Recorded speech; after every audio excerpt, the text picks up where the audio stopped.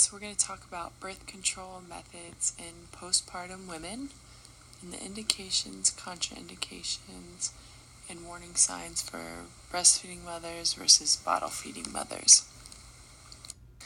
They tell them when they can resume intimacy after all the tissues have healed and it's not painful, but there is a high risk of pregnancy. So the doctor would want to put them on a contraceptive. They usually say to wait about 6 weeks to resume the intimacy. But you may need a water-soluble lubricant, such as KY gel.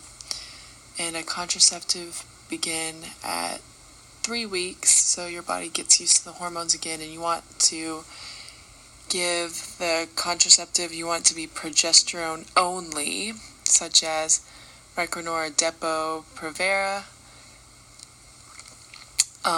That's usually progesterone only if the mother is breastfeeding, because if there is estrogen in there, it will dry up the breast milk and she will no longer be able to feed her baby.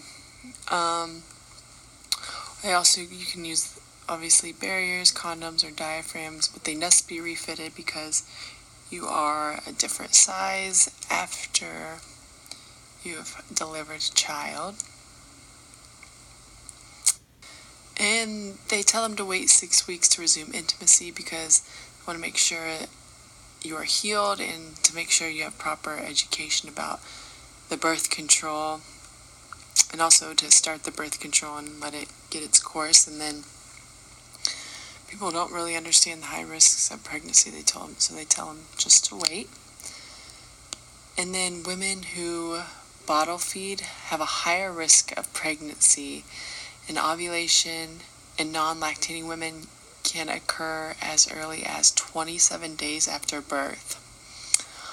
And ovulation in lactating women usually takes a little longer, around 6 months, because they're breastfeeding and their body's making the hormone of prolactin, and that hinders the pregnancy process.